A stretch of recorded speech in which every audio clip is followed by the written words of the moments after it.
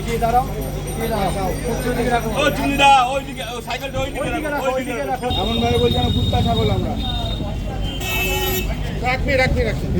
ভেতরে ক্যামেরা ঢোকা না। আমি বলছি আমি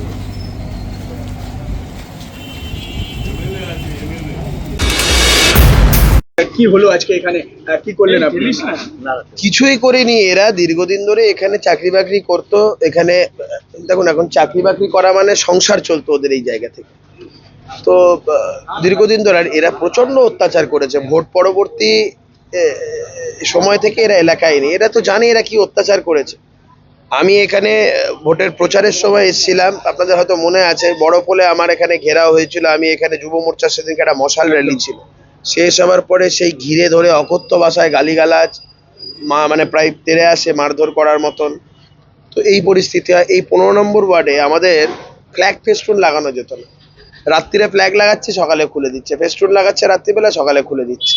বাড়িতে বাড়িতে গিয়ে থ্রেট, আমাদের কর্মীদের মারধর করা, সবকিছুর সাথে কিন্তু এরা জড়িত। সন্ত্রাসের একটা পরিবেশ। এরা একদম চূড়ান্ত, মানে এই সন্ত্রাসটা এই জায়গায় এরাই করতো।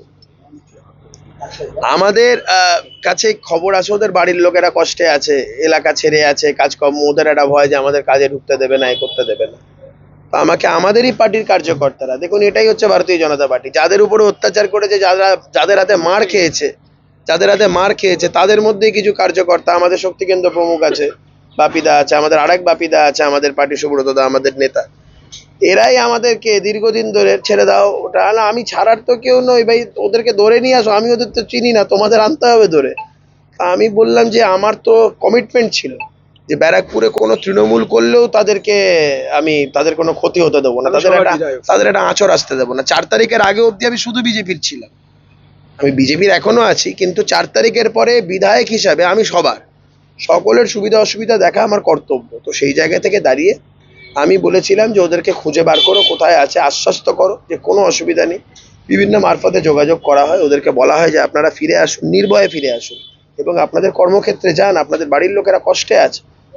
তো সেই জায়গা থেকে দাঁড়িয়ে আমরা ওদেরকে বলি যে কাজে ঢুকতে, এবং কোনো রকম কোনো সমস্যা হবে না, এবং ওদের যাতে কোনো সমস্যা না হয় এটা দেখার দায়িত্ব আমাদের কার্যকর্তাদের, এবং ওরা যেভাবে কাজ করতো সেভাবেই কাজ করবে। কতজন? এরা প্রায় 6 জন আছে। রাজনৈতিক সংস্কৃতি বদলাচ্ছে বাংলার না, এইটার জন্যই তো পরিবর্তন। 2011 সালে যেটা হয়েছিল ওটা পালা বদল, 2026 সালে পরিবর্তন হয়েছে। রাজ্যের মানে আক্ষরিক অর্থে পরিবর্তন কাকে বলে এটা মানুষ দেখতে পাবে, যে সম্পূর্ণরূপে সংস্কৃতিরও পরিবর্তন হবে, যে ভোট পরবর্তী পরিস্থিতি মানে হিংসা, হানাহানি, মারামারি। 2021 সালে বিজেপির বহু মানুষজনদের তাদের কাজ চলে গেছে, পেটের ভাত চলে গেছে, কিন্তু ভারতীয় জনতা পার্টি সেই সংস্কৃতিতে বিশ্বাস করে না।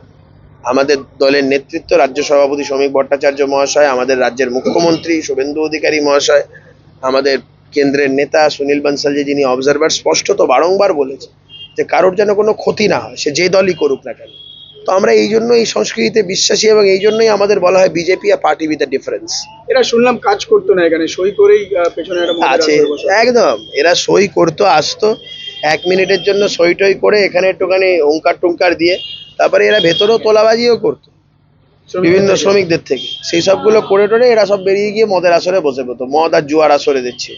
আমি কোম্পানি কর্তৃপক্ষকে এটা বললাম যে এই জিনিসগুলো যেন বন্ধ হয়। ব্যারাকপুরে কিন্তু আমি কোনো কারখানা বলুন বা কোনো শিল্প প্রতিষ্ঠান বলুন বা যে কোনো প্রতিষ্ঠান বলুন, আমি কিন্তু ল্যাক অফ ডিসিপ্লিনটা সব জায়গায় বলছি এটা যেন না হয়।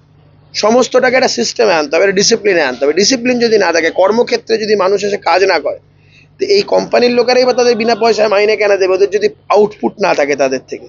তো এগুলো তাদেরও বুঝতে হবে, শ্রমিকরা যারা কাজ করে, যাদের পেট এই কোম্পানি চালাচ্ছে, they should be liable towards the company, এটা তো খুব স্বাভাবিক ব্যাপার। ওসব এর পাশাপাশি যারা মার খেয়েছে, যারা অত্যাচারিত হয়েছে, যাদের বউকেও পর্যন্ত মারধর করা হয়েছে এই তৃণমূলী দুষ্কৃতীদের দ্বারা, তাদের মনে সামান্য ক্ষোভ রয়েছে, তাদের কি বলবেন?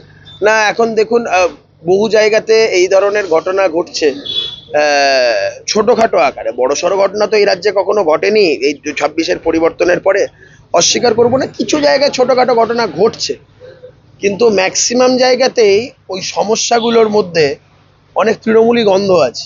আমি সেটাই বলতে চাইছি, মানে তৃণমূল কংগ্রেসের দ্বারা তারা আক্রান্ত হয়েছিল, যাদের বউ মারধর খেয়েছিল, বাড়ি চালা ছিল, তাদের মনে তারা ক্ষোভ আছে না, জীবিত হয়ে। ক্ষোভের ব্যাপারটা হচ্ছে কি, দেখুন ক্ষোভ থাকলেও আমাদের কার্যকর্তারা, এই যে এখানকার যেমন কার্যকর্তারা তারা এতটাই উদার মনস্ক, তারাই সিদ্ধান্তটা নিচ্ছেন।